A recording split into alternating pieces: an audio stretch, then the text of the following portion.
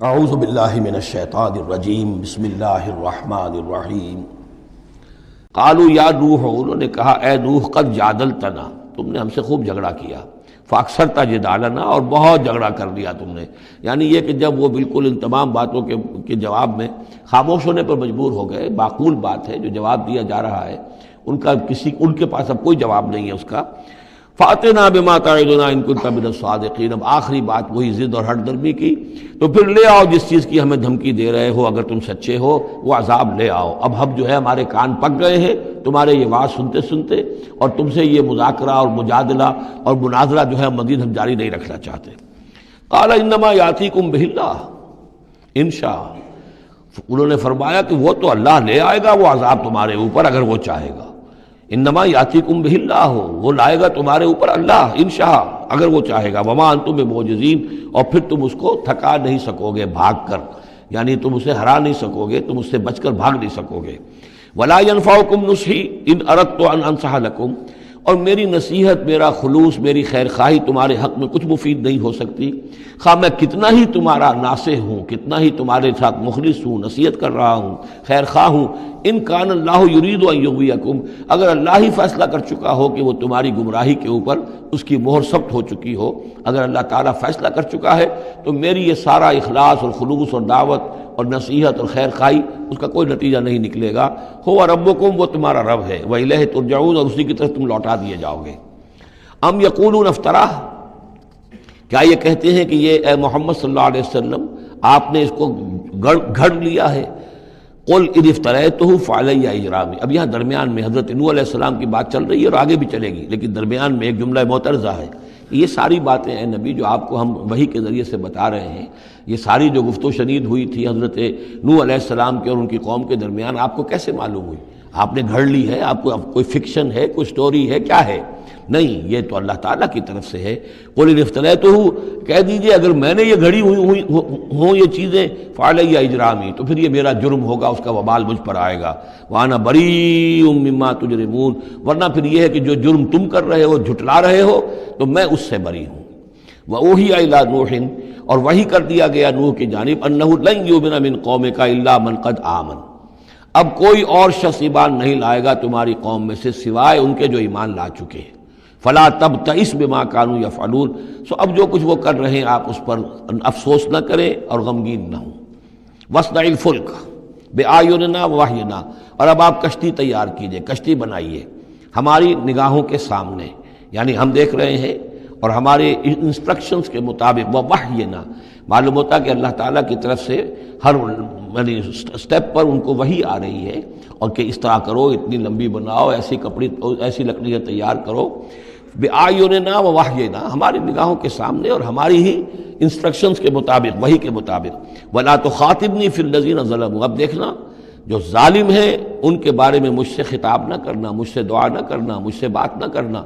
کہ فلاں جو ہے یہ میرا عزیز ہے اور فلاں میرا رشتہ دار ہے۔ اب جو بھی ظالم ہے اس کے بارے میں تمہاری طرف سے کوئی نرم بات نہ آئے۔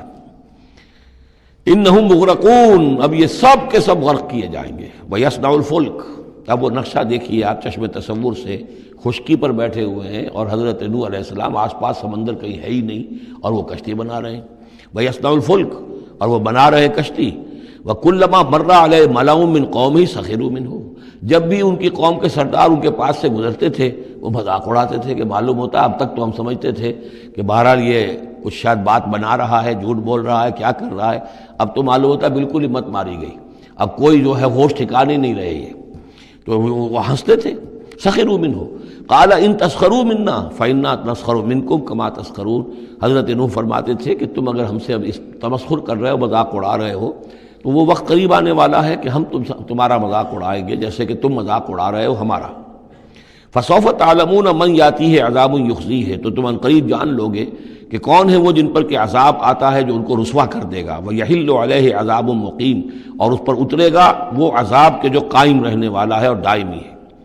حتیٰ اذا جاء امرنا وفارت تنور، یہاں تک کہ جب ہمارا حکم آ گیا اور جوش مارا تنور نے۔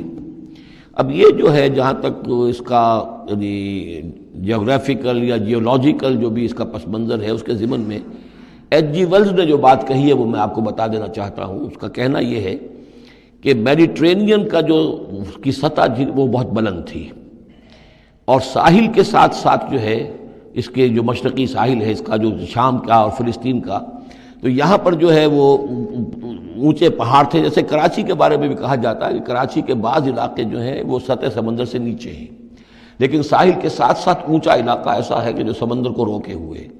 اگر کسی جگہ پر ایسا ہو تو اگر کہیں کوئی ایک سوراخ بھی ہو جائے تو یہ ایسا ہی ہے جیسے کسی بڑے بند میں سوراخ ہو جائے. اگر خدا نہ خواستہ کہیں تربیلا ڈیم میں یا کہیں کوئی اور اس طریقے کی بات ہو جائے تو پھر جو تباہی آئے گی اس کا آپ اندازہ کر لیجئے. تو ان کا کہنا یہ ہے کہ وہ سیلاب جو آیا ہے تو میڈیٹرینین میں وہ جو اس کا ساحلی علاقہ تھا اس میں سے کہیں وہ راستہ نکلا ہے پانی کا اور پھر سمندر آیا ہے، اور وہ سمندر جو ہے پورے مڈل ایسٹ کے علاقے کے اوپر جو ہے اس کے اوپر وہ پانی سمندر کی شکل بن گیا ہے. یہ ہے ان کی تعبیر. اس لیے کہ تاریخی طور پر اور طبقات الارض کا جو علم ہے وہ بتاتا ہے کہ اس پورے علاقے میں ایک بہت بڑے وسیع پیمانے پر فلڈ کے آثار موجود ہیں. وہ آثار جو ہیں وہ ایسے ہیں کہ اس پورے علاقے کے اندر وہ فلڈ آیا تھا، اور اس کی یہ توجیہ ہے جو وہ لوگ کرتے ہیں. بہرحال اس میں تین چیزیں ہوئی ہیں. ایک تو یہ کہ کسی ایک جگہ سے کوئی تنور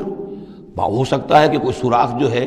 جیسے کہ آپ کو معلوم ہے بڑے بڑے جو بند ہیں ان میں بعض اوقات صرف جو چوہوں کے بل ہوتے ہیں ان کی وجہ سے سوراخ ہو جاتے ہیں. نہروں کے کناروں میں جو بند ٹوٹتا ہے نہر کا، تو کہیں کوئی چوہوں نے کوئی سوراخ کیا ہوتا ہے، اس میں سے پانی بہنا شروع ہوا اور نہر ٹوٹ گئی. اسی طریقے سے ہو سکتا ہے کہ کسی تنور کے اندر سے پہلی مرتبہ پانی نکلا ہو.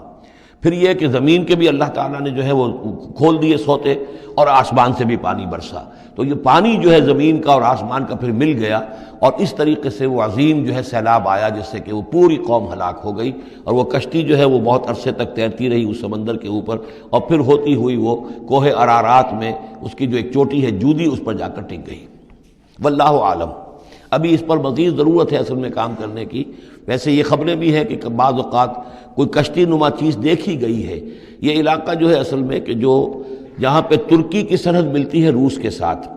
ادھر وہ آذربائیجان وغیرہ کا علاقہ ہے، ادھر پھر یہ ترکی ہے، اوپر روس کا علاقہ جو ہے، تو اس میں ادھر سے راستہ جو ہے بہت دشوار گزار ہے، چڑھ نہیں سکتے. روس کی طرف سے راستہ ہے، اس کی چوٹیوں پر بعض پائلٹس نے کہیں دیکھا ہے اور خبر دی ہے کہ کوئی بہت بڑی کشتی قسم کی شے جو ہے وہ کسی چوٹی کے اوپر رکھی ہوئی ہے. اور قرآن مجید چونکہ بار بار کہتا ہے کہ ہم اسے برقرار رکھیں گے، ایک وقت آئے گا کہ وہ لوگوں کے لیے ایک نشانی بن کر ظاہر ہوگی، تو اس سے معلوم ہوتا ہے کہ وہ کشتی اب بھی وہاں پر موجود ہے اور انسان جو ہے اس تک رسائی حاصل کرے گا. وفارت تنور حتی اذا جاء امرنا وفارت تنور، جب ہمارا حکم آ پہنچا اور جوش مارا تنور نے، ابل پڑا تنور. قل نحمل فیہا من کل زوجین اثنین، تو ہم نے کہا اے نوح اپنی اس کشتی میں تمام حیوانات کا ایک ایک جوڑا رکھ لو، واہلک، اور اپنے گھر والوں کو بھی، اپنے گھر والے اہل و عیال کو، الا من سبق علیہ القول، سوائے آپ کے اہل و عیال میں سے وہ کہ جن کے بارے میں پہلے حکم گزر چکا ہے. یہ حضرت نوح کے خاندان میں سے ایک ان کی بیوی اور اسی بیوی کا بیٹا یام، تین بیٹے ان کے ساتھ بچے ہیں جو اہل ایمان تھے، حام، سام اور یافس. سام کی اولاد ہے وہ جو نیچے تمام ہم نے ابھی نقشہ دیکھا ہے، حضرت ابراہیم بھی سامی ہے، اور یہ قوم عاد بھی سامی، قوم سمود بھی سامی، یہ سیمیٹک ریسز کہلاتی ہیں. لیکن یہ کہ حضرت حام کی اولاد، اب وہ اس تفصیل میں نہیں جا سکتا، اور حضرت یافس کی اولاد یہ اور دوسرے علاقوں میں جا کر آباد ہو گئے. یہ جو نیچے کی طرف اترے ہیں یہ حضرت سام کی نسل ہے. چوتھا بیٹا ان کا تھا یام، یا اس کا ایک خطاب اور بھی تھا کنعان،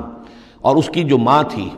تو یہ مشرک تھے اور یہ اہل ایمان کے ساتھ شریک نہیں تھے، لہذا یہ کشتی میں شامل نہیں ہوئے. تو آپ اب رکھ لیجئے، سوال کرا لیجئے اپنی کشتی میں من